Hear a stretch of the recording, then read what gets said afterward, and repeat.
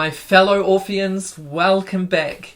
Thank you so much for sharing your selfie photos last week. It is so fabulous seeing the different environments people are bringing to their Orpheus rehearsals. Well, it's day 20 of the lockdown, and this is our third virtual rehearsal, the Easter edition. And tonight I've changed up the order of repertoire a bit, but as usual we have some wonderful things to look forward to. Following the warm-ups and repertoire, our Humans of Orpheus focus tonight is the fantastic Natalia Deling. Our quiz is Name That Composer. I'll only be showing pictures or paintings. And for our Carmina Burana segment, we'll be watching movements 5 and 6 from our performance last year. I want to thank everyone who has been engaging in the chat room beside the video. I personally get a huge amount of pleasure reading those comments. Some of them are extremely funny, and it really does make this whole event feel so much more interactive. Anyway, let's begin with physical warm-ups. Tonight Francesca has volunteered to lead them, and I really hope more people will volunteer to do so. It is the more faces we get up onto this program, the better. So let's do this. Hi Francesca, how are you coping under lockdown? Thanks, Brent. Hi Orpheus. Nice to be leading physical warm-up today. I'm coming at you live from my bubble where I'm here with my family and our 2 cats who've been keeping us entertained. The warm-up I'll be leading today is a quick fire variation of what we do at my dance studio before we run classes. As some of you might know, I've been using online ballroom classes from my studio as a way of keeping fit during the lockdown. So, stand up straight, get on your feet if you're not already, and just take a moment, make sure your head is facing forward. We're going to start there. So we're going to tilt left and right. Left, right. Look to your left, to your right, to your left, to your right. Head circles to the right, and 2, and 3, and 4, and again. 2, 3, and 4. Other way. 2, 3, and 4, and again. 2, 3, and 4. Now we're going to go to our shoulders. Take a moment, and we're going to roll them back. 2, 3, and 4. Other way. And 2, 3, and 4. To the back. 2, 3, and 4, and forwards. 2, 3, and 4. So now we're going to go down to our knees, take a moment, we're going to soften them a bit, and we're going to go down, 2, 3, and 4, and up, 2, 3, and 4, and down, for 2, 3, and 4, use all the counts, 2, 3, and 4. And down for 2, and up for 2. Keep it smooth, down for 2, and up for 2, and go down and up. 1, 2. Bend, straighten, 3, 4. And to end, I'm going to stretch all the way up. Take a breath in. And go. And bend your knees. And you're going to curl up slowly. Onto your spine. Then your shoulders. And then your head. And that's all I have for you today. Thanks for tuning in. Back to you, Brent. Brilliant, thank you so much Francesca. Now let's head to our music team for some vocal warm-ups. Thanks Rosemary. Hi there, happy Easter to you all. Hope you've had a lovely time with family and friends. Are you sitting tall? Would you like to wake up your face? Let's do some little circles on our cheeks. Always feels good. Get in there. Raindrops on your forehead. Nice. Bit of a tornado on the scalp. Woohoo! And what about now a little woo woo woo woo, just to lift the soft palate and anti-gravitas it. Woo woo woo woo woo woo woo woo more. I always think that feels good. Sing it forward into the mask of the face. Woo, woo, woo, woo! Nice. Now, a little warm-up with a theme of Easter. We forgot to buy Easter eggs, so we had boiled eggs for breakfast on Easter morning, which was very lovely. So this is the warm-up. Caramel cream, Ferrero Rocher, chocolate buttons, marshmallow or hollow. So this is what we didn't have. There we go.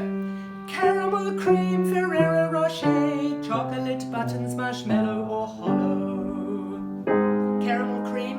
Caramel cream, Ferrero Rocher, chocolate buttons, marshmallow or hollow. Caramel cream, Ferrero Rocher, chocolate buttons, marshmallow or hollow. What's your favourite, by the way? Caramel cream, Ferrero Rocher, chocolate buttons, marshmallow or hollow. Mine are definitely hollow. Caramel cream, Ferrero Rocher, chocolate buttons, marshmallow or hollow.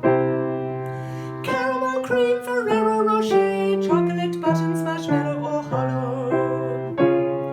Caramel cream, Ferrero Rocher, chocolate buttons, marshmallow or hollow.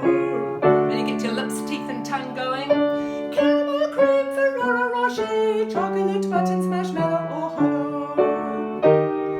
Caramel cream, Ferrero Rocher, chocolate buttons, marshmallow or hollow. Caramel cream, Ferrero Rocher, chocolate buttons, marshmallow or hollow. I'm going down, sopranos and tenors go up. Caramel cream, Ferrero Rocher, chocolate buttons, marshmallow or hollow. Two more. Caramel cream, Ferrero Rocher, chocolate buttons, marshmallow or hollow. Lucky last one. Caramel cream, Ferrero Rocher, chocolate buttons, marshmallow or hollow. Very good, very good. Now that was Easter Day. Now we're going to flip back to Good Friday. Didn't have the hot cross buns, so I had to make some hot cross scones. And actually they were very nice. They were the old lemonade version with ginger ale and lots of spices and cinnamon crosses on the top. And so what we're going to do is sing hot cross scones, which is actually quite good. So, and they're staccato, so it goes hot cross scones, 1 a penny, 2 a penny, hot cross scones. Hot cross scones, 1 a penny, 2 a penny, hot cross scones. Hot cross scones, 1 a penny, 2 a penny, hot cross scones. Hot cross scones, 1 a penny, 2 a penny, hot cross scones. Hot cross scones, 1 a penny, 2 a penny, hot cross scones. Now you can do buns. Hot cross buns, 1 a penny, 2 a penny, hot cross buns. Really get your belly moving. Hot cross buns, 1 a penny, 2 a penny, hot cross buns. Two more. Hot cross buns, 1 a penny, 2 a penny, hot cross buns. That's fun. Hot cross buns, 1 a penny, 2 a penny, hot cross buns. Great. Now I'm going to pass you over to Stephen, and I'm just wondering if he's got the same jersey on. Do you reckon he has? Yes, I'm still maintaining the fiction that this is the only jersey that I own. It isn't really, but well, you guys can believe what you want, I guess. Now, as you know, Brent has asked us if we will do some Easter-themed warm-ups for you tonight. And while, as you know, I'm not ordinarily one for mirth or joy in any form, I thought tonight I might make an exception for you. So this warm-up you guys will know as Send Me Safely Home, all right? But tonight we're going to sing it to the words Bring Me Easter Eggs. How's that for some fun? All right, so just have a listen the first time and then we can sing along together, all right? 1 and 2 and bring me Easter eggs, bring me Easter eggs. Okay? So let's do that together now. We're going to continue moving up through the keys chromatically as we always do. So please sing along. 1 and a 2 and a 3, mi, sterix, 3, mi, sterix. 3, mi, sterix,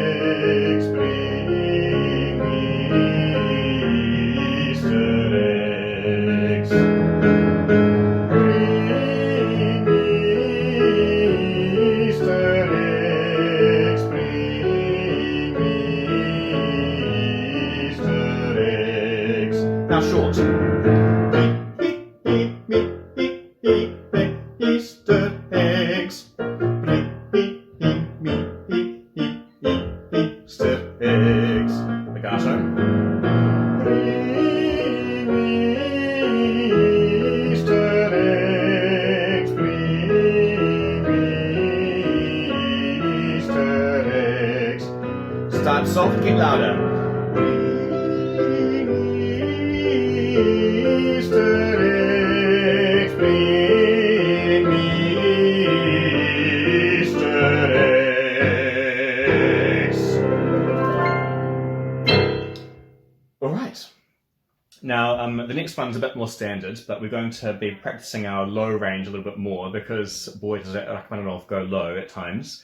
So this one, just for the bass twos, but of course we're all going to sing along and try our best to be bass twos, even if we aren't. This is Y, O, Y, O, Y, O, Y, O, Y. Yep, that's the right number of Ys. And we're going to be descending through the chromatic scale rather than ascending. Okay, so let's give this a go. 1, 2, 3, go! Y, O, Y, O, Y, O, Y, O, Y. Y, O, Y, O, Y, O, Y, O, Y. Y, O, Y, O, Y, O, Y, O, Y. Sorry. Y, O, Y, O, Y, O, Y, O, Y. Y, O, Y, O, Y, O, Y, O, Y. Y, O, Y, O, Y, O, Y, O, Y. Y, O, Y, O, Y, O, Y, O, Y. Y, O, Y, O, Y, O, Y, O, Y.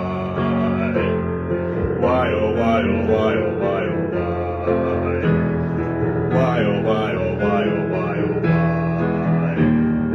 Y, O, Y, O, Y, O, Y, O, Y. Sing it to her for me. Y, O, Y, O, Y, O, Y, O, Y.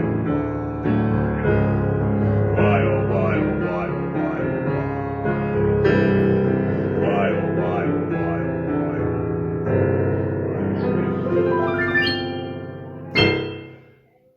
Yikes. Okay, I'm definitely not a bass two, but for those of you who are, I hope you enjoyed that, and the alto twos as well. That was down to a low B for those who are counting at home. All right, now I do have one last warm-up for you today, and I hope that Monica will forgive me, but I thought I might do something a bit languagey, if that's all right. I would like to use some of the randomly acquired knowledge I have of Slavic languages for once in my life. And so I'm going to teach you a tongue twister. Not in Russian, but in Czech, a very close related language. And the reason I'm doing this one in particular is that this tongue twister is very notorious for having no vowels whatsoever. And I'm painfully aware that the problems that a lot of us are having with Russian are those really tricky consonant clusters that often happen at the beginnings of words and can be really hard to spit out. So this tongue twister, I'm going to teach it to you first, and then we're going to try saying it a few times, gaining speed as we do. And if you can't do it, just give it your best shot, all right? It's heaps of fun. So let's give it a go. The first word in this tongue twister is the word strch, all right? So repeat that after me. Strch, strch, strch. One more time. Strch. Very good. That word means to stick or to shove, depending on how violent you're feeling, I suppose. So, strch. All right. The next word is prst. Try that with me. Prst. Prst. Prst. Very good. One more time. Prst. So together, that's stretch prst. And prst means your finger, all right? Stick the finger. The next word is skrz, skrz, skrz. Try that after me. Skrz. Very good. Stretch prst skrz. That means stick your finger through, okay? Stretch prst skrz. And the last word in this tongue twister is krk, krk, krk. So try that one with me. Krk, krk, krk. And that means throat or neck. So taken together, the whole tongue twister is stretch prst skrz krk. It means stick your finger through your throat. Not the most pleasant of images, but I suppose appropriate for Slavic. Stretch prst skrz krk. Alright, so let's try saying it together slowly. First, I will say it, and then you repeat after me. We'll do that twice, alright? Stretch prst skrz krk. Very good. Stretch prst skrz krk. Lovely. Alright, now, here is the challenge. I'm going to count to 4, and after I do that, we're going to try saying this tongue twister together quite quickly 5 times in a row. Okay? So, 1, 2, 3, go. Stretch prst skrz krk. Stretch prst skrz krk. Stretch prst skrz krk. Stretch prst skrz krk. Stretch prst skrz krk. Very good. Alright, with that, I think I'll leave you in Thomas's tender care. So, hope you're all well, and I'll see you next time. Hey all, thanks Stephen. Slightly more tender care than having to say all of that stuff again, maybe. Let's begin. I'm going to do 2 words that are sort of extra orientated. My first of which is going to be, my mother made me munch my M&Ms on a Monday morning, which I'm sure most of you have done, but maybe you've eaten some M&Ms over the weekend too, but here we go. Let's start. My mother makes me munch my M&Ms. Ready? 1, 2, 3, and my mother makes me munch my M&Ms on a Monday morning. My mother makes me munch my M&Ms on a Monday morning. My mother makes me munch my M&Ms on a Monday morning. My mother makes me munch my M&Ms on a Monday morning. My mother makes me munch my M&Ms on a Monday morning. My mother makes me munch my M&Ms on a Monday morning. My mother makes me munch my M&Ms on a Monday morning. My mother makes me munch my M&Ms on a Monday morning. My mother makes me munch my M&Ms on a Monday morning. My mother makes me munch my M&Ms on a Monday morning. Awesome. Next one we're going to do the old piece, but we're going to do it to hip hop, hippie hoppy hip hop this time. Starting this here. 1, 2, 3, and hip hop, hippie hoppy hip hop, hippie hoppy hip hop, hippie hoppy hip hop, hippie hoppy, hippie hoppy, hippie hoppy, hippie hoppy, hippie hoppy, hippie hoppy, hippie hoppy, hippie hoppy, hip hop, hippie hoppy hip hop, hippie hoppy hip hop, hippie hoppy hip hop, hippie hoppy, hippie hoppy, hippie hoppy, hippie hoppy, hippie hoppy, hippie hoppy, hip hop, hippie hoppy hip hop, hippie hoppy hip hop, hippie hoppy hip hop, hippie hoppy, hippie hoppy, hippie hoppy, hippie hoppy, hippie hoppy, hippie hoppy, hippie hoppy, hip hop, hippie hoppy hip hop, hippie hoppy hip hop, hippie hoppy hip hop, hippie hoppy, hippie hoppy, hippie hoppy, hippie hoppy, hoppy, hippie hoppy, hip. Last one. Hip hop, hippie hoppy hip hop, hippie hoppy hip hop, hippie hoppy hip hop, hippie hoppy, hippie hoppy, hippie hoppy, hippie hoppy, hippie hoppy, hippie hoppy, hippie hoppy, hip. Awesome. I always find that one hard for breathing. Anyway, last thing I'm gonna do. Let's just do a simple ya ya ya. For last thing we'll do. Finish off the warm up for the day.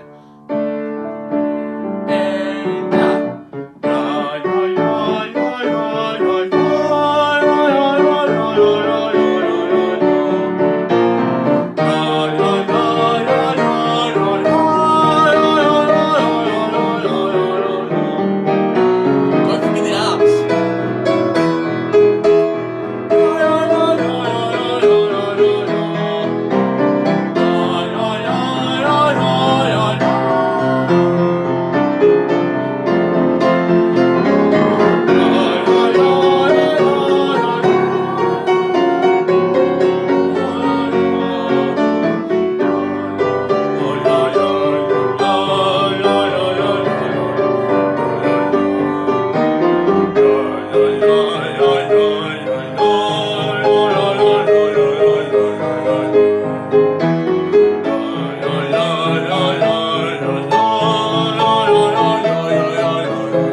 one.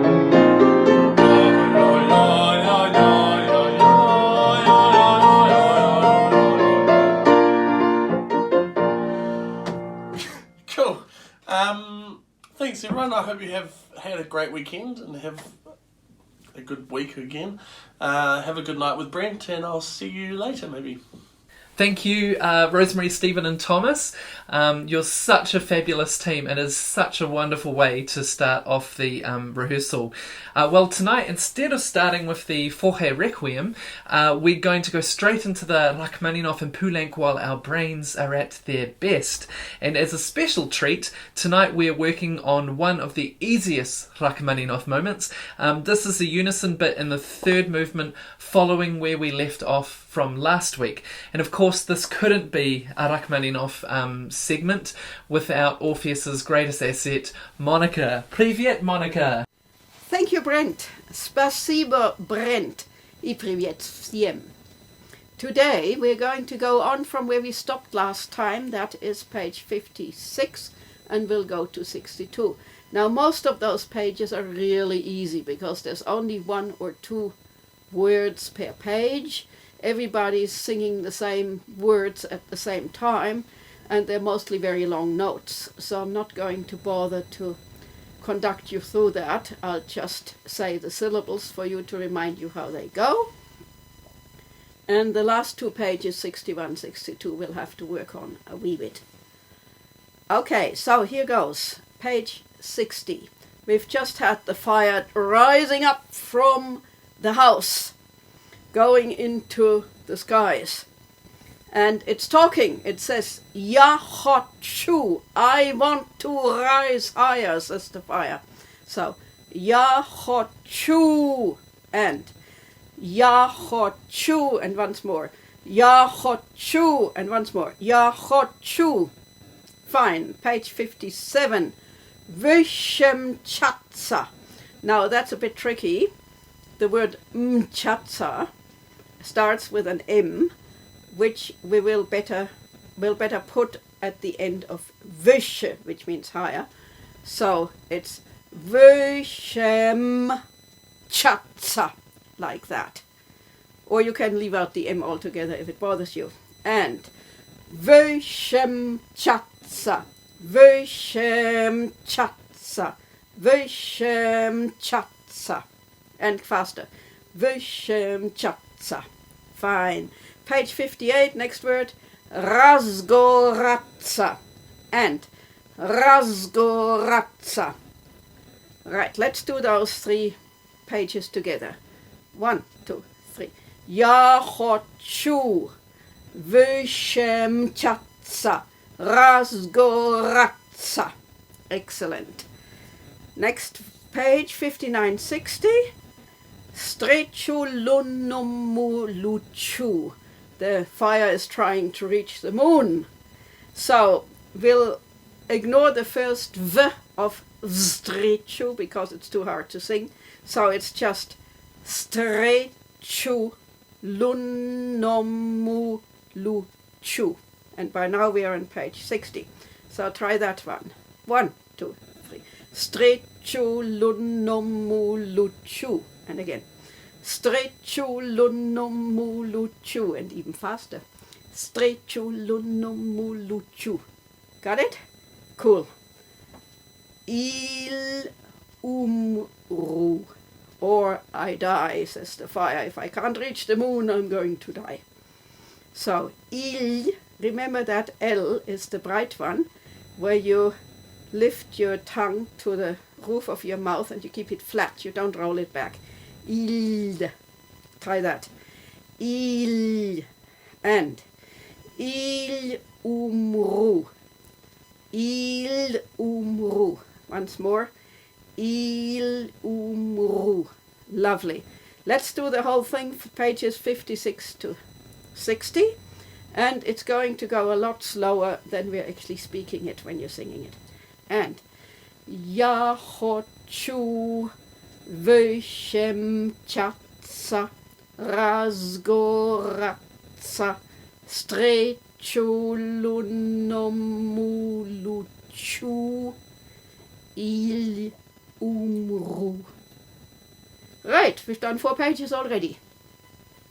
Now let's go to page 61, and it gets a bit more tricky. We have staggered entries. The sopranos and altos are going to sing il toccias, il toccias, il toccias.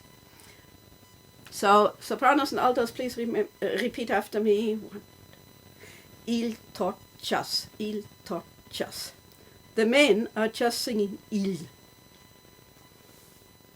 And then we go on together.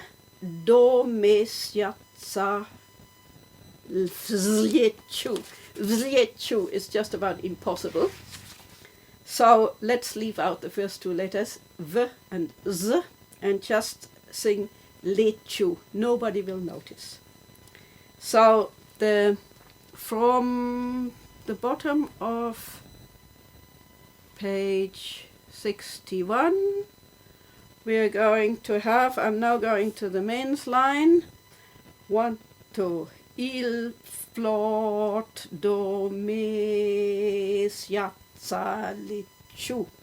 That one actually changes the Russian stress, but never mind. Music was written by a Russian, he knows what he's doing. So I've left out the word plot before. Again, v, p, l. A consonant cluster is too hard, so we'll leave out the v and just say plot. You can say plot, it's an English word, right? Plot, do, me, sia, za, le, chu is the words how we're going to pronounce them. So I'm going to go from the top of 61, starting with the sopranos. 1, 2, 3. Il, toccias, to, ot, plot, do, me, siatza, lechu. Okay, in that tempo, everybody. Just come in when you need to come in. 1, 2, 3. Il, toccias, plot, do, me, siatza, lechu. Bit faster. 1, 2, 3. Il toccias, plot, do, me, siatza, lechu.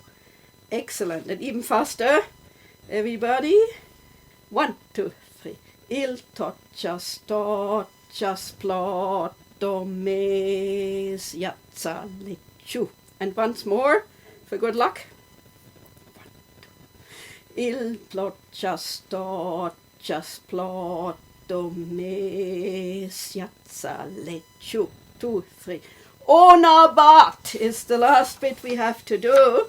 Remember, nabat is the dreadful noise, the din of the alarm bells because of the fire. So we cannot sing it nabat, nabat, nabat. We have to be big, and the vowels here are important. Nabat! And a nice T would be good too. So it's nabat, nabat, nabat. Try to do that and see whether you can scare the cats and dogs in your house. 1, 2, 3. Oh, nabat, nabat, nabat. Or however long that is. Yep, that's correct. And that's it from me. That's it for tonight. But I haven't. You thought I'd forgotten the word of the week? I have not. It is do svidania. It means goodbye. See ya. Do svidania, everybody. Back to you, Brent. Thank you. Spasibo and dos vidania, Monica. Thank you so much. I have to say, I've never heard Monica yell before, and I was quite frightened. I think it's a wonderful thing to inject into that section, so let's definitely put that into practice.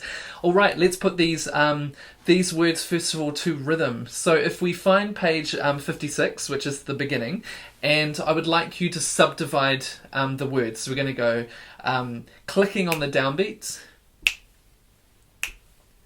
and then we're just going to speak through, but subdividing the crotchets. So it goes ya a ko o chu u u u u u u u v she m cha a tsa a ra a ko o ra a tsa a 2 3 1 2 3 1 2 3 and Sre chu u lu u no mo u lu un chu u I ru. Okay, can we try that again? A little bit faster this time, maybe at tempo. So we're going to go ya ko o chu, about that speed. Here we go. 1 2 3 go to ya ko o chu hu hu hu hu hu hu hu hu ve she m cha ta ra sko o ra ta rest rest rest rest. Stre chu u lu u no mo u lu un chu u I ru. Brilliant. Okay. Now, a couple of things that Monica mentioned. First was anticipating the M of mcha for machata. So if you find page 57 at figure 78, and what we'll do is we'll put the last quaver of the previous bar, we'll earmark that quaver for the letter M. So we will do it at the same time. So we're going to think cha cha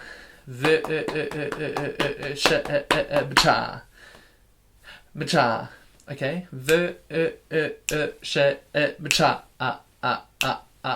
cha. The other was bottom of page 60, we have eel, and Monica quite rightly mentioned about keeping the tongue flat and forward. Think of it touching the bottom teeth at the front.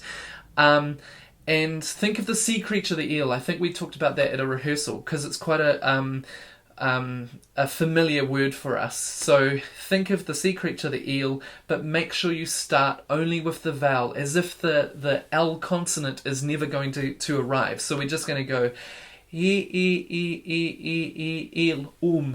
not and start swallowing it backwards. That will make a really big difference to maximizing resonance. Okay, let's move on to page 61.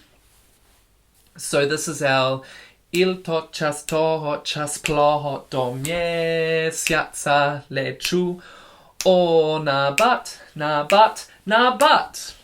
So let's go from there. Same thing, we'll subdivide the crotchets. So when you reach 82, you're going to go mie siatsa le chu. Okay? From il to chast, here we go.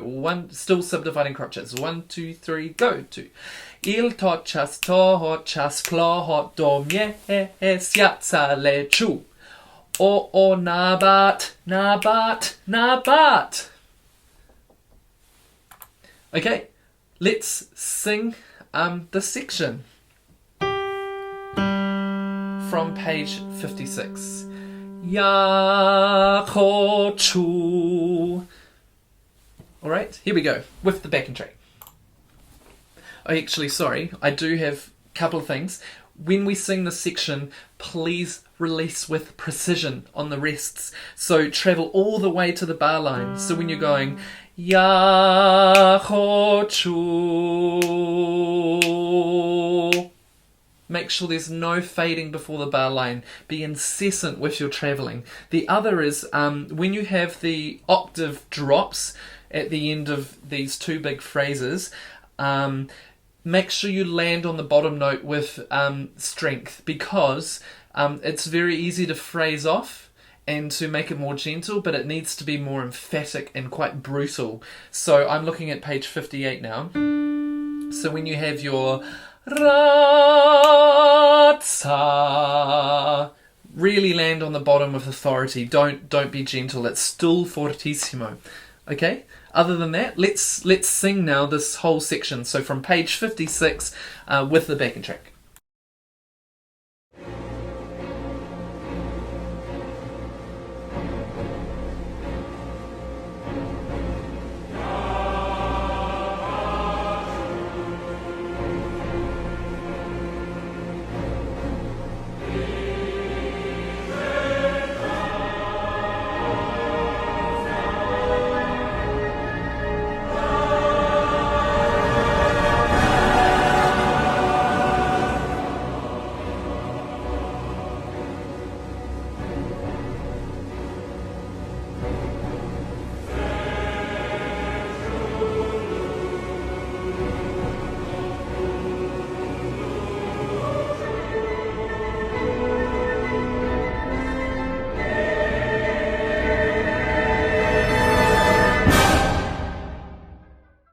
Okay, so the trickiest part of this section that we're working on today is the ending, when you're no longer doing all this unison content. So let's just do a tiny, tiny little bit of note bashing.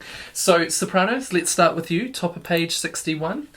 This is your il to chas to ho chas plo ho do me.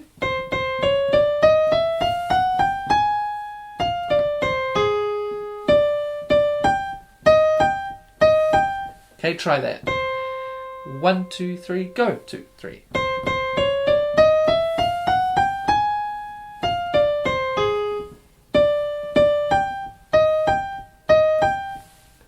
Okay, and altos. I'll play it first.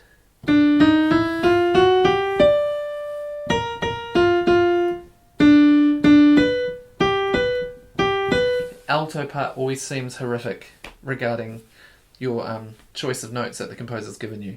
So here we go, altos. I'll give you the lead in, which is, and then you come in on an octave with the sopranos. Okay, here we go. 1, 2, 3.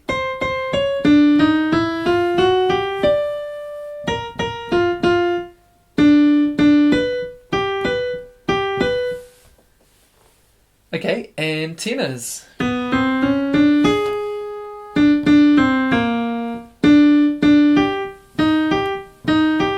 Once again, I'll give you the soprano entry. Here we go. 1, 2, 3.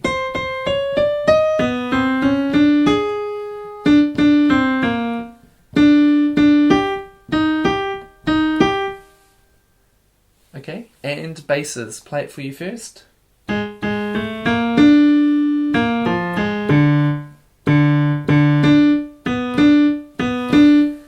Cool, and sing it with me. Here's your first note. I'll give you the soprano entry, top page 61. 1, 2, 3.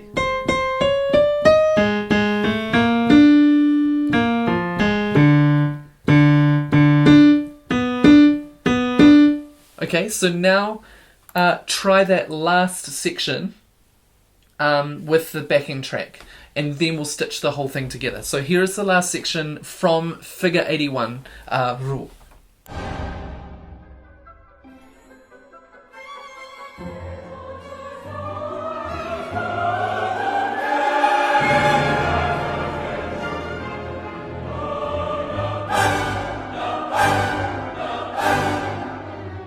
Cool, and now let's try the whole thing, and then we put Rachmaninoff to bed for tonight. So we're going back to page 56, singing this whole section until the bottom of page 62. Okay, so find for me page 56 and enjoy.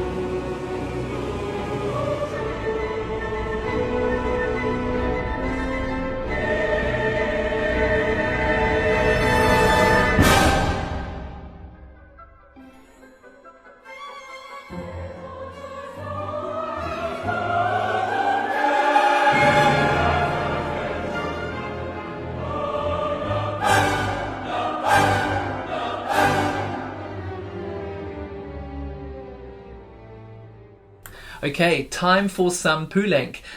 You'll notice we're working through the Poulenc much slower than the Vivaldi. This is because the pitches are far more chromatic, so we have to take a lot more care. So we are still on the first movement, but it's good to take the time and work through this carefully. So today we are on page 6, which is where we got to from last week, and we're starting from figure 8. The first 2 bars here will look really familiar because it's material we have already sung before. And in the 3rd bar we have something quite special and different. So first of all at figure 8 we're at piano subito, suddenly soft. And then in the 3rd bar it then jumps to forte, and in fact it should have subito written next to that as well. And the rhythm is quite interesting, and there's a really neat reply from the sopranos in the next bar. So the altos from figure 8 are going Gloria in excelsis Deo, in excelsis Deo, in excelsis Deo, Gloria. It's very striking and a very fabulous moment. So let's build up from the bottom. We're only going to do a small section. Basses, remember this pattern that we worked on before. You could think of sliding between the notes just to keep that silky flavour happening. We'll use this with the tracks again building up. So let's start with the basses from figure 8, and we're going to go all the way to the end of page 8. Here we go.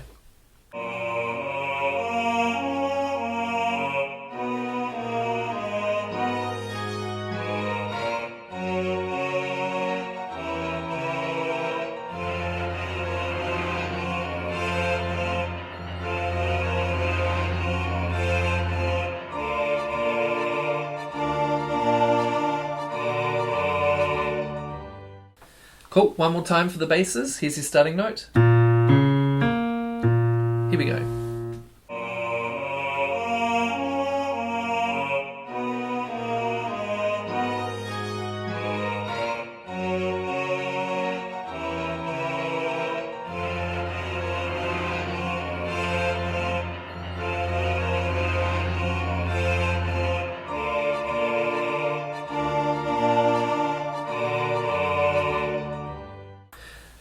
Tenors, your turn. So from figure 8, tenors and basses, of course, keep singing, please. So here's the bass note, tenor note.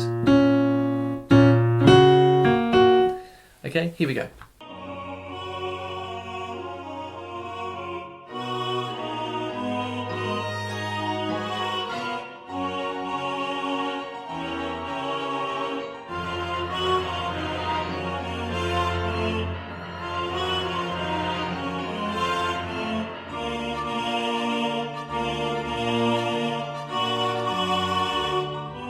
And one more time for the tenors and basses.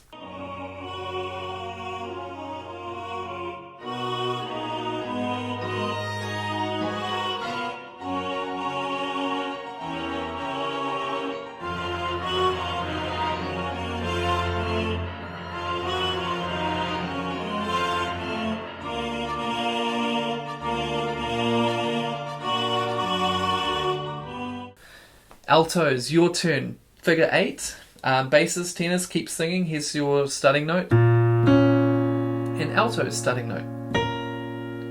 Okay, here we go. Figure 8.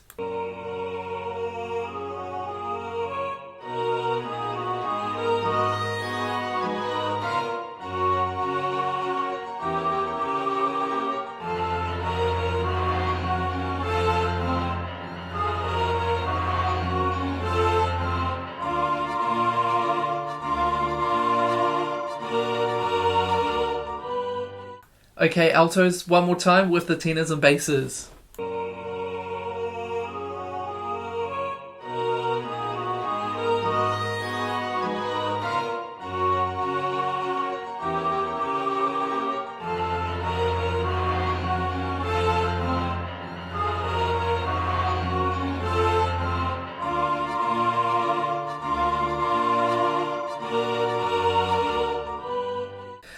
And now let's finally add the sopranos. So sopranos, you don't come in until the fourth bar of this phrase, but please make sure your dynamic is a good grade stronger than everyone else. Okay, make it very, very exciting. Here we go. Sopranos, altos, tenors, basses. Figure 8.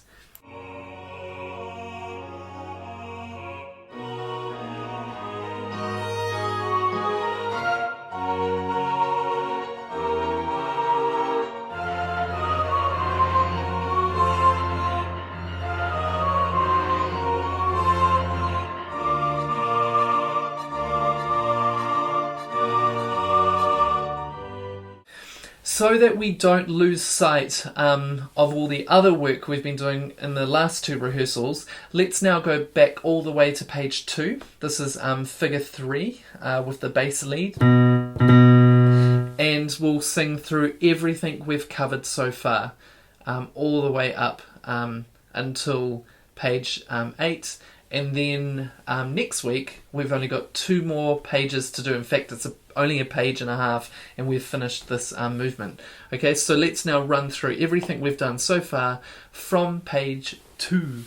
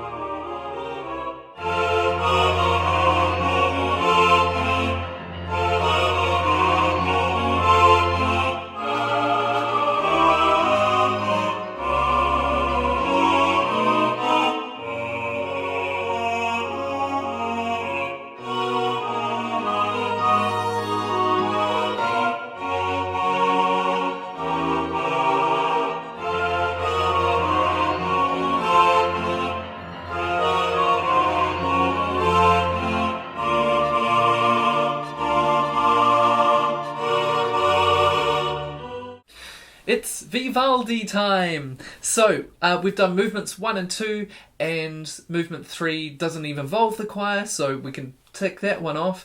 And that brings us to movement 4, which is only a 6-bar chorale. So we'll have a look at that, but then we'll also look at movement 5, which is a really funky little fugue. So this chorale, which is on page 26, it's very straightforward, but my only concern is the last 3 bars in the basses. So can you just write a reminder basses that as you get higher here by a semitone each bar, can you please make sure you don't bring any weight up with your voice? Keep it light. So just write something in there, the last 3 bars, light and tasty. Let the tenors do all the work for you. Let them carry the colour, particularly when you arrive to the B natural at the very end. So other than that, the chorale doesn't really concern me. So let's move straight on to movement 5. Movement 5 has this really cool word, propter, and it's quite difficult to sing at speed. So can you just say for me, propter, without the P in the middle, just propter, go. Propter, go. Now add in the P, but attach it to the ter right at the front of it. So you're going propter. Make it quite percussive. Propter, propter. That's not how we're going to sing it, but the point is just to make a real effort to give it some value. Now let's try those 2 words fast. So we'll go proptermaniam, proptermaniam, proptermaniam. Ready and go. Proptermaniam, proptermaniam, proptermaniam, proptermaniam. Okay, so this whole section has a lot of melismas, kind of the sort of thing that we would find in the Messiah, or a lot of Baroque music, I suppose.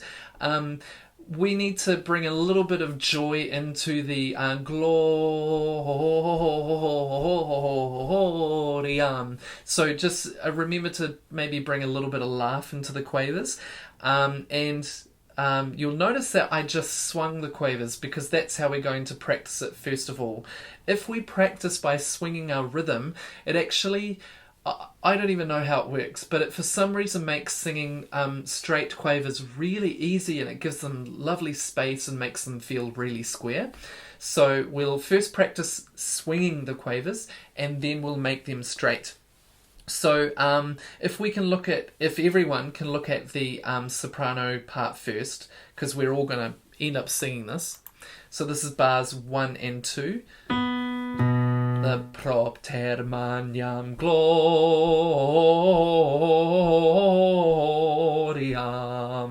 If we can all try that in your own octave. Propter magnam whatever voice you would like to be today. Here we go. 1 and go. Propter magnam gloriam.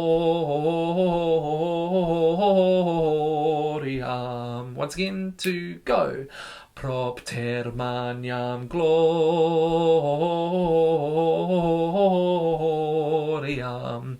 Okay, and the second phrase, which you can see is replied to by the altos on this occasion, but again we can all sing this. This is Propter magnam gloriam. Just make sure that that's a C natural, not a C sharp. So this is bar 2, if everyone can sing the alto part. Ready and go. Propter magnam gloriam.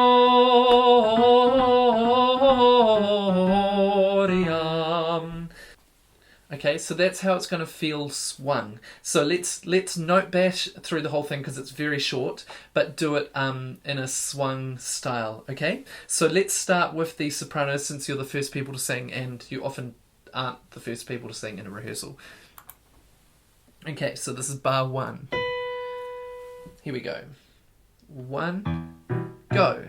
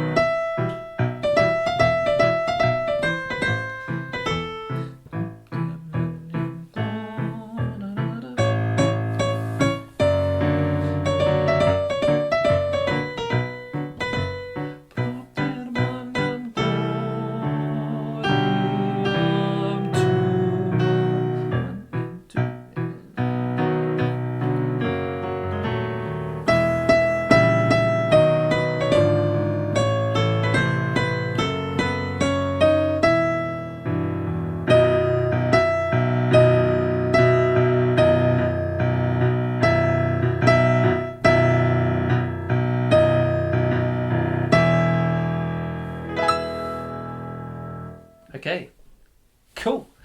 Now let's add in the altos. Sopranos, please keep singing your part. Here's your note, sopranos. Here's your note, altos. And propter magnam.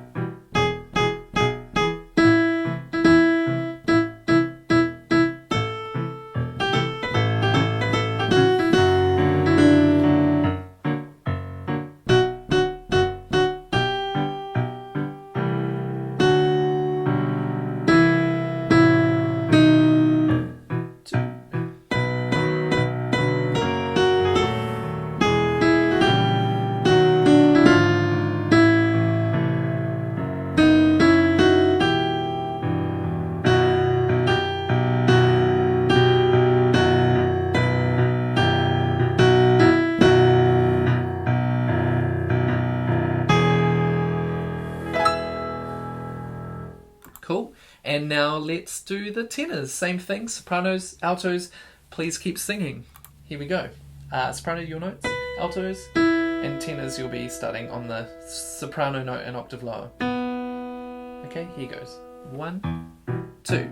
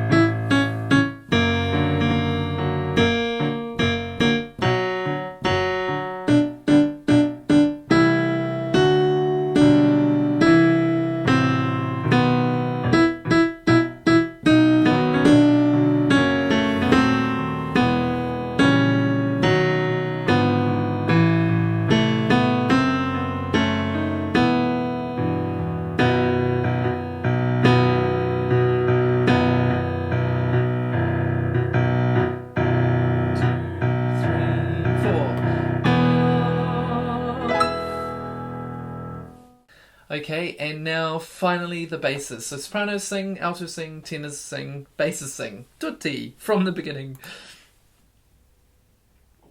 Here's your note sopranos, here's your note altos, tenors, and basses, octave lower than the altos. You can probably see the pattern that's taking place. Here we go. 1, 2.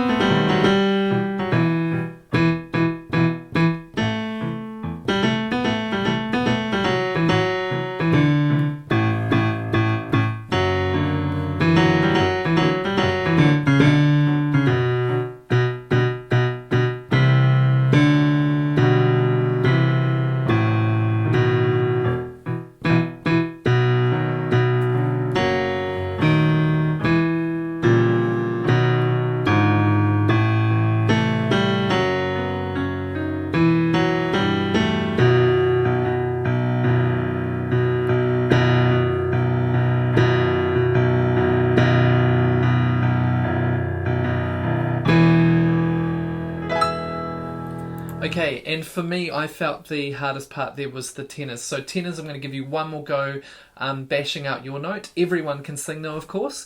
Still swinging, and then we're going to have a go doing it straight. Okay, so tenors, and from bar 1, but everyone. Here we go. 1, 2.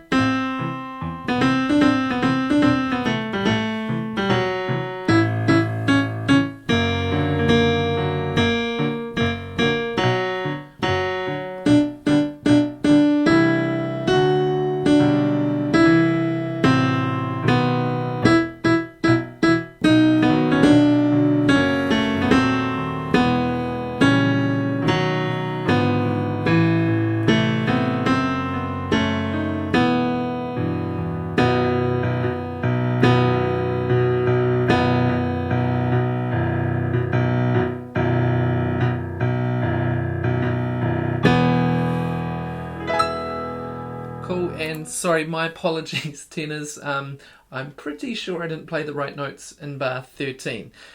Anyway, let's now try from the beginning, everyone, but this time instead of straight, instead of swung,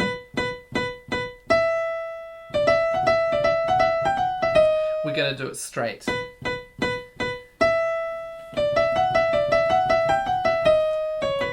Okay, it should feel a little bit weird, but it will also feel very smooth, hopefully. Okay, here we go.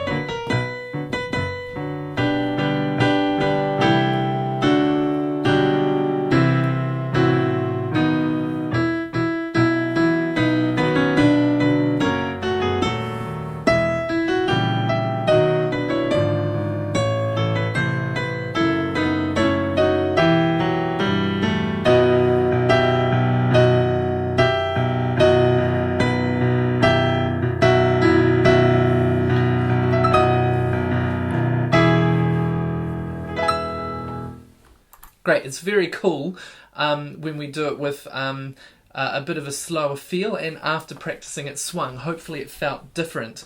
My dogs are going a bit nuts outside in the hallway. Can you come off the tie with energy? So you're thinking propter maniam glo. So just make sure when you release off the tie that it sounds quite energized and rhythmic. Okay, now let's practice with a proper track, as in you'll hear other people singing, and it will be quite a bit faster, and hopefully the text is falling under your lips fairly well. But let's have a go, and then we'll move on to our last piece tonight, which is the fohe. So let's sing from movement 4. Here's the starting notes for basses: tenors, altos, sopranos.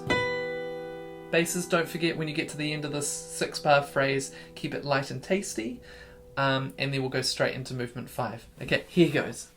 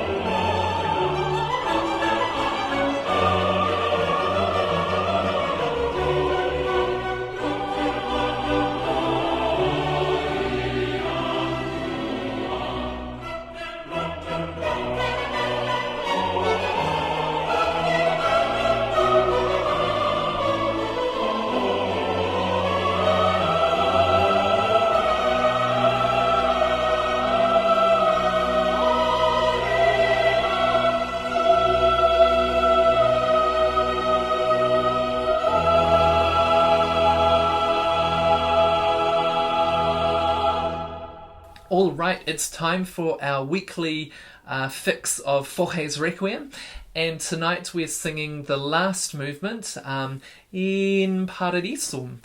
Following this, we'll go straight into a 5-minute break, so grab yourself a hot drink, make sure you chat in the chat room. It seems to be the same people mostly, but it'll be lovely to have other people, joining in the conversation. But after the break, we come back with our Humans of Orpheus segment, and I'm excited to say that I will be speaking with Natalia Deling, who is in our soprano section and works as a volcanologist for GNS. So I'm really excited to talk to her. But first, let's sing some Fohe. Sopranos, I highly recommend you stand for this. Let's go.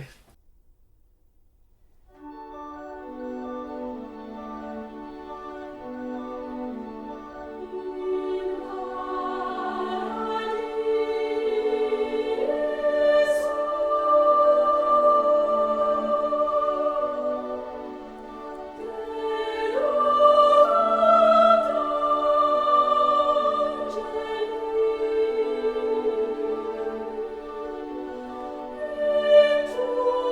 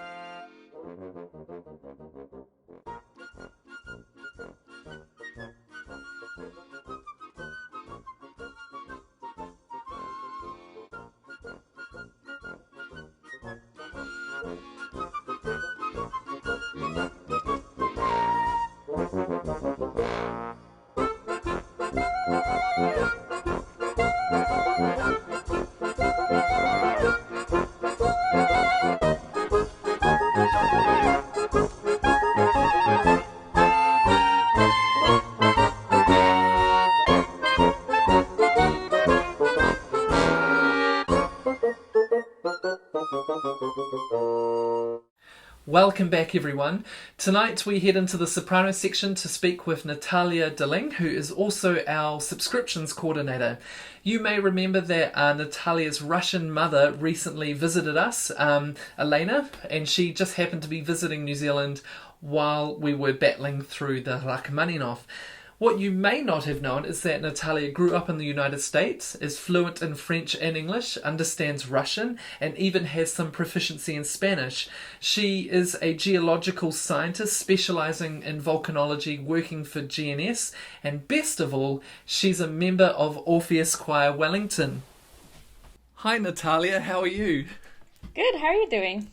I'm great. I'm really excited to speak with you tonight, and I thought I'd start with a video about where it all started. All right.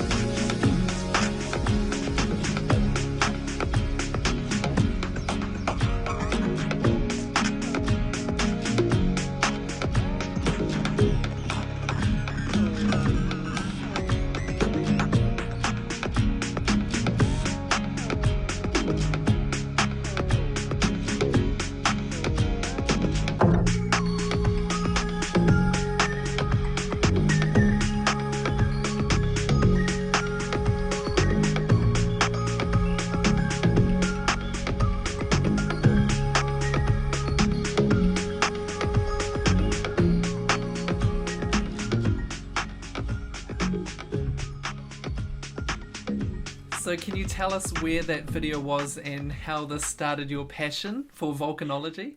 Sure. So that's the Mono Inyo craters in California. So you saw that there was Mono Lake It's in Northern California on the dry side, and we didn't quite have that soundtrack. But I was there on a field trip when I was 20 years old as part of my geology degree, and I just suddenly fell in love with volcanoes. I was like, yep, this is what my life is going to be about. That's awesome. So what Yeah. drew you to New Zealand as a place to work as a volcanologist? Well, it was never one of my life plans to be in New Zealand, but when I finished my PhD, I needed a job, and this one came up, and suddenly it seemed like the best place in the world to be. So really stoked to be here. It would seem that New Zealand, dare I say, is sitting on a slight time bomb, and like you only have to drive a couple of hours from anywhere and you seem to come across a volcano. Is it a pretty, do you have colleagues in the United States, for example, that are quite jealous that you're working here? Oh yeah. Yeah. It's a volcanologist's dream to be here. It has before never been on my radar because it is so far. But volcanology here is incredible. So what makes it different here or special in New Zealand? Well, you have a lot of different types of volcanoes. So we have volcanic fields, we have calderas, we have cone volcanoes. The only thing we're missing is a shield volcano, but if we had a shield volcano, we'd have pretty much every single volcano type you could imagine. And some volcanoes... What's a shield volcano? That's like Hawaii, so that's where it's a really broad volcano, mostly formed by lava flows that are quite runny, and so they just spread out. So here, the kind of runny lavas, those are more the smaller volcanoes here than the really big ones that we see in Hawaii. So you work for GNS Science in New Zealand, and what's your role exactly? Like, what do you do for GNS? So I'm a volcanologist. Yeah. So I have two parts. One is I'm part of the GeoNet volcano monitoring team. So we're the ones who look after all of New Zealand's volcanoes. About every 2 to 3 months, I will miss an Orpheus rehearsal, and that's because I'm in Topo, where the volcano duty officer has to be. So usually when I'm not there, it's because I'm on call, keeping an eye on all our volcanoes. So that's half of my job. The other half is doing research about the impacts of volcanic eruptions. So what can happen and what New Zealand can do to prepare. So I've got another video to share with you. I'm not sure what the soundtrack on this one is like. Magma is the molten rock beneath volcanoes. It's filled with gas that expands as it erupts, like the bubbles in a fizzy drink when a bottle is opened. In explosive eruptions, this tears the magma apart and shatters solid rock. These explosions form fragments of magma and rock, which range in size from a fine dust to boulders the size of cars.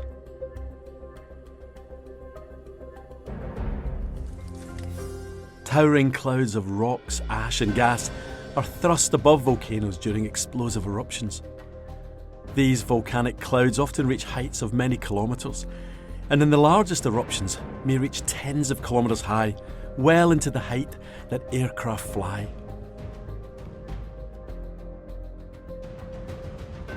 The ash clouds are blown by the wind tens to hundreds of kilometres from the volcano. The time taken to reach these distances depends on the speed of the wind. Day can turn to night when the thick, dense ash clouds block out the sun. Transportation, water resources, wastewater systems, power supplies and communication systems can be disrupted. Crops destroyed and livestock killed. Over time, communities living near regularly erupting volcanoes can develop good coping mechanisms for living with the hazards. And in the long term, volcanic ash can improve the fertility of the land. So it's inevitable that there will be a major eruption sometime in the future. Perhaps not in our generation, but how do people like you, how do people like yourself prepare or practice for such an event? So part of it is understanding what might happen. So what kind of eruptions we might expect from different volcanoes and how far the different hazards are going to go. So the video there showed what volcanic ash can do. And volcanic ash is the one that is most likely to disrupt your life because you're not living on a volcano. And ash is a horrible name. So a lot of people, when they think about ash, they think of that white fluffy stuff in your fireplace. But this is pulverized glass. that can get everywhere. So it's quite different. And so, like in November, I was observing an exercise at the Wellington Regional Emergency Management Office where they were doing an exercise pretending there was an eruption at Taranaki with the wind blowing the wrong way so that Wellington was in the way of ash. And so we can exercise things like that. We can help work with civil defense to develop scenarios that are realistic or credible, and giving a sense as to what sorts of problems they might have to anticipate or deal with, what kind of advice they might want to give the public. One thing that we have been worried about for a long time is how to inform people about, if you're asthmatic, for example, you really don't want to breathe ash, how to inform people about good N95 mask wearing practices. But with the coronavirus, I think everyone now is very aware of what an N95 mask is and how you wear it. So there's lessons you can also apply from other challenging times to inform how to best respond in a volcanic eruption. It's really interesting because this field it's got a real dark side to it because it's quite apocalyptical and it's about destruction and not, you know, there's not many positive sides to look at, like a volcanic eruption, particularly close to an urban centre like such as an area like Auckland. Like, how do you get positivity into your work and job? Because I imagine you attend a lot of meetings where you're talking about worst case scenarios and things, and like, do you get to have fun on the job studying volcanoes? Yeah, the worst thing is when people die, and so Whakaari was very difficult in that regard. But volcanoes aren't necessarily bad, so volcanoes can also be great for tourism. So if you look at Hawaii, back when they had a erupting volcano, it stopped erupting about 2 years ago. There, the lava flows is a huge tourism draw. A lot of volcanoes are surrounded by national parks, and that's wonderful land use planning. So there is some safety there. And when you see a volcanic eruption when no one is dying, it can be very awe-inspiring and just, it's incredible what the Earth can do. Is there any truly predictive events prior to an eruption, or any signals that we know are fairly reliable to know, okay, there's going to be an eruption in the next 2 days? So they're pretty good at detecting unrest, and that's when the volcano is stirring. Sometimes unrest leads to nothing, but unrest in itself can be problematic at times. So if in 1922, for example, Taupo went into unrest for about 9 months. There was felt seismicity that whole time. A lot of deformation was happening, so people who had lakefront properties suddenly were in the water or were way above the water. So even unrest can be a problem even if there's no eruption. But some unrest can be quite subtle. So we're good at picking up when unrest is happening, but then whether or not there will be an eruption that results, usually not, but you never know. We're not at a stage yet where we can say the eruption is going to be Tuesday at 5:20 p.m. And I don't think we ever will be.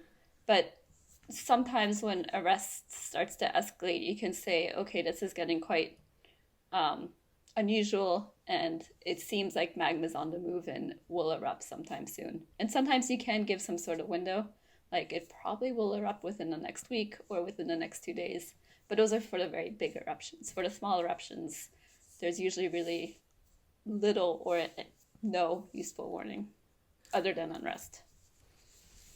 Areas like Wellington, I assume, are sort of places you, like, I don't ever think of volcanoes being in Wellington, but I grew up in Auckland and it's surrounded by, you know, volcanoes. If there's a major eruption in Auckland, where are they going to go? Because, like, I've only got so much space in my backyard and I don't know about... like, it seems like the biggest centre of population in New Zealand is in our biggest area of volcanoes. Yeah, Auckland is one of only 10 cities in the world where there's more than 1 million people within 5 kilometers of a volcanic vent. So that's not necessarily a good statistic for Auckland. It will erupt again, hopefully not in our lifetimes, but that's not a guarantee. So I am working quite a bit with civil defense up in Auckland to answer those sorts of questions. I think preliminary thinking is if people can go south, that's probably better than if they go north, just because all the power infrastructure and there's a lot of infrastructure that can easily get cut off if you head north. But it really will depend where that activity is happening, where you want people to avoid. But yeah, my student has done some modeling looking at how big of an Auckland evacuation we could talk about, and it could be in the hundreds of thousands of people who have to leave their homes, which is scary. But again, I have another student who's doing a lot of work looking at how long does it actually take to evacuate that many people, what routes will they take, and so on. So the more preparatory work we can do, the better placed we'll be if hopefully it won't.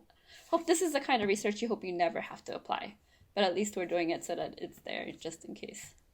It makes me wonder as well whether the COVID-19 thing we're going through right now is providing a lot of opportunities to learn from. Like you mentioned about the N95 masks and knowing how to put them on properly. It makes me think like whether the country will reflect and go, God, like it was hard enough getting through this. Like how could we get through a major volcanic event?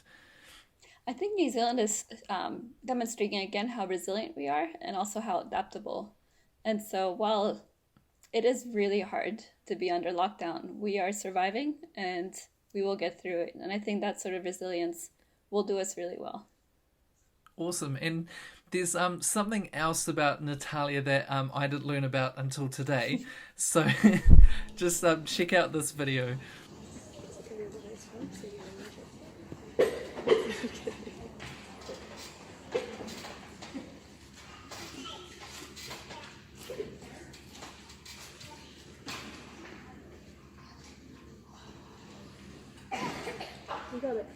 You got this. Go, go, go. Come on. Yes.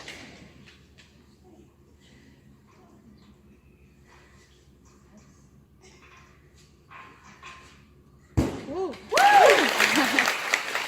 That's so impressive. Can you speak to that video? Sure. So I do adult gymnastics. It's my sport of choice. I love it. And that was me competing at the Masters Games in Dunedin. So to compete at Masters as a gymnast, you only have to be 20 or older. And you get compete against people in your decades. I was competing in the 30 to 39 age group at the advanced level.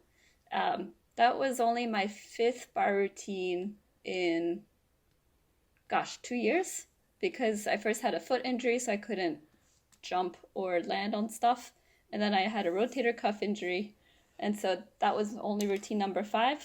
So I'm pretty pleased that I was able to do that. It's so much fun. It's just, I think you're so amazing. It's incredible, like, not only the fact you have so many languages under your belt, and obviously that's a lot to do with having parents from, different cultures, and then also, being raised in America, and then being a geoscientist in volcanology, and then doing gymnastics as well. Like, because I don't see it as just a hobby or a sport. That must take so much work and training. And of course you do singing as well. It's as much as I spend on Orpheus in terms of practice. Only 2 hours. But it's so much fun. I love it. What are you doing now, to stay fit that you're in lockdown? So I have a pull-up bar. So I'm trying to get to 10 pull-ups in a row. I'm at 8 so far. And I do yoga and I go for walks in my neighborhood. And twice a week, my gymnastics team and we have a Zoom meeting where we do some strength and conditioning. And how are you coping in your bubble? Like, what are you doing to kind of keep yourself, happy and positive? I'm in a bubble of one, so it has its own challenges. I try to have a routine. I try not to stay up too late, although sometimes I'm not successful. And mostly I just try to keep in touch. So I feel really lucky to be in New Zealand. It's a little scary with my parents in New Jersey and my family in Belgium as well. It's not the greatest situation there. So just keeping tabs on everyone and just hoping we all pull through. And what about work for you? Are you still able to do your work, as a volcanologist? Yep. Yes, I have a dual monitor setup here. I work from home. If there was an eruption, then I would be classed as an essential worker and I would go to the emergency operations center. but hopefully there won't be an eruption while COVID is happening. But yeah, just working from home. Awesome.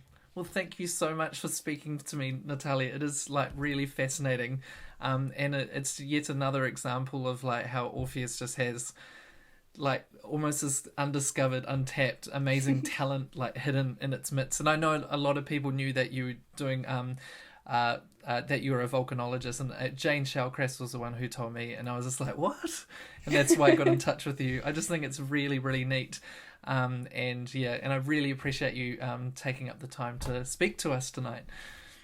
Well, it's my pleasure, and thank you so much for everything you're doing. You're really doing wonderful things with Orpheus. It's an honor to be part of it.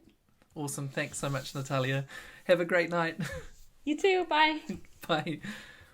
It is so cool to see how much talent we have amongst our membership. Okay, we now get to our messages segment. Now, unfortunately, no one has offered to share any messages, so I've had to twist Francis's arm again to speak. It's really nice to get the more and more people up onto the screen, and I've asked Francis to speak about our change in concert program for the year, because there is a lot of confusion about what has been changed and dates, etc. So over to you, Francis. Kia ora, Brent. Kia ora, Orpheans, and a belated happy Easter from the sunny Hawke's Bay. And it was. What's more, the Easter Bunny visited my house. And aren't you amazed I haven't eaten him yet? Who knew? As Brent said, if you want to stop me droning on week after week, then please do send in your own stories. We'd love to hear from you. It makes such a difference in these evenings if there are other voices. I'm happy to go on droning, but please stop me. So, you wanted to know about the plans for our concert programme. We did send out a missive after our last board meeting, but I think it was 2 days before the lockdown, so it possibly got lost in translation, given that everyone else had a few other priorities. So what are we doing? At the moment, this is how it goes. Bach B minor Mass, postponed until next year. It's too big and too risky for us to go ahead with that in September. But what we are doing is taking Gloria, which was due to be presented in June. We're going to move that to early September. That will be a lovely concert to start off with and bring people back together again. After that, Orchestra Wellington have asked us to potentially set aside a date in October for Rachmaninoff and Fauré, and then, if everything goes according to plan, we finish off the year with Ceremony of Carols in Wellington and Capri as planned. So that's as far as we've got. Clearly, it's dependent on us being able to start rehearsals again. These are marvellous, but we actually do need to probably have some physical rehearsals. So the Gloria concert in September would be conditional in starting rehearsals sometime in July. And what does that mean for you in terms of membership? Well, firstly, thank you to everyone who paid their membership, and thank you particularly to the people who've agreed to leave it in.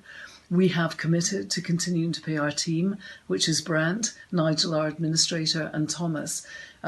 We want to be able to keep them involved in having these virtual rehearsals, and also that we can get up to speed running as soon as there is a possibility to do that. So from here on in, we've decided that the subscription for 2020 will be $150 starting from September. Clearly, that will be reviewed as we go along to see whether our concert programme can be staged. What we would ask is that anyone who can pay $300 would consider doing that, because it would make quite a lot of difference to our revenue stream for the year and keeping our plans alive. We do understand that's not possible for everyone, but it's just we've tried to make it flexible. If you can pay $300, great. If you can't, the price will be $150. Payable from September, or less depending on where we go. I mean, if we don't come out of lockdown. But anyway, so that's it. If you need any more information about that, please contact Jane or myself, and we would be delighted to send out another email. Anyway, I hope you have a wonderful rehearsal tonight. It's been great to see you all again, and kia kaha. Brilliant. Thank you, Francis. Now we get to the time you've all been waiting for, or perhaps haven't been, but it's time for the quiz, and tonight it's Name That Composer. So I'm going to show you a photograph or a painting, and all you have to do is label who that composer is. You can either write the answer in the chat window, or you can yell at the screen, or your cat, or whatever you like. Just note if you are lagging behind in the stream, if you've got a bad internet connection, you might actually see the answers pop up in the chat window before you've even had a chance to see the photo or painting. But, it's not the end of the world, is it really? So, anyway, let's play. Question 1. Who is this composer?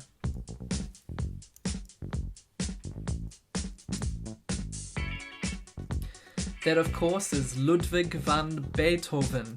Question 2. Who is this composer?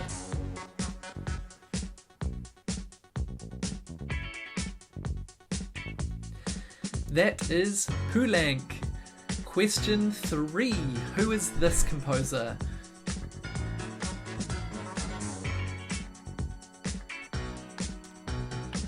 It is the wonderful Hildegard. Question 4. Who is this composer?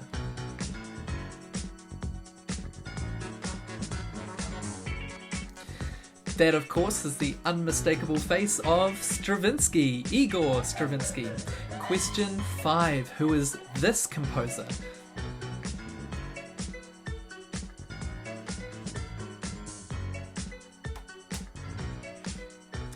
You might be wondering whether it's Albert Einstein, but in fact it's Edvard Grieg. Question 6. Who is this composer?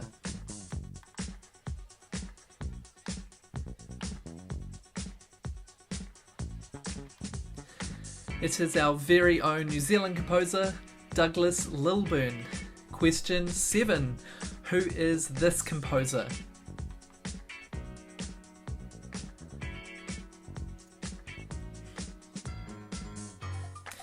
That is the very much still alive Eric Whittaker. And question 8. Who is this composer?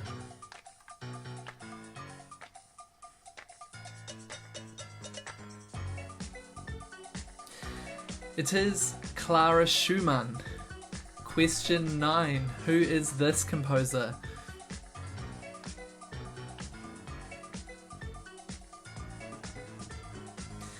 That, of course, is Wolfgang Amadeus Mozart. And finally, question 10. Who is this composer?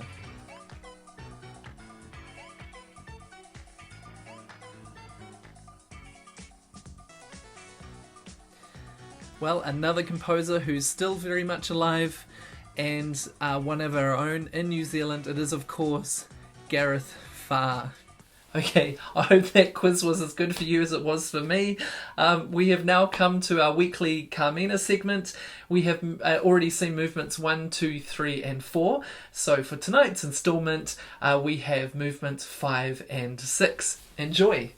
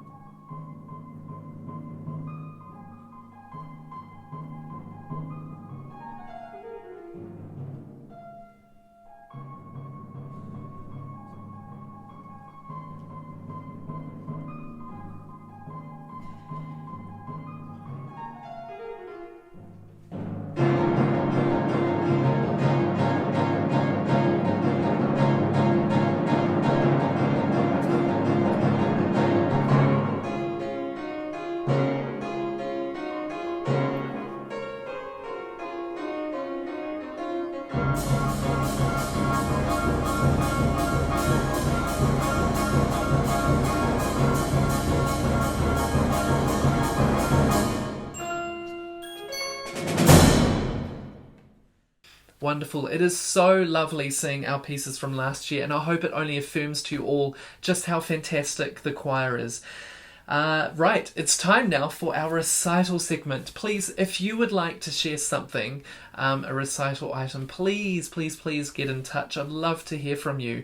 Rosemary tonight has kindly agreed to share something with us tonight. Hello again, Rosemary. What are you going to play for us? I'm going to play the first arabesque by Debussy. It comes out of a book that my senior girls gave me when I left Nainai College many years ago, and I've always loved this first piece of music. So I hope you enjoy it. First arabesque by Debussy.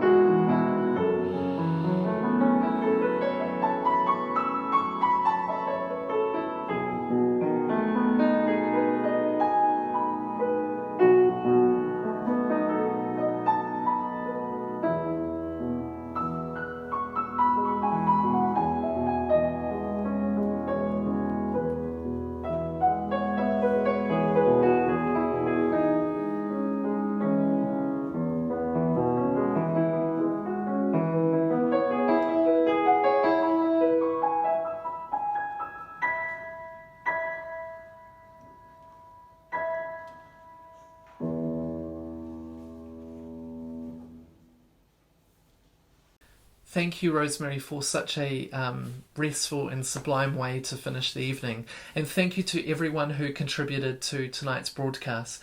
We're doing really well as a choir. Do stay connected. Join the Orpheus page. Keep practicing. Keep yourself distracted. Eat well. Sleep well. And I really look forward to seeing you all again soon next week. Good night.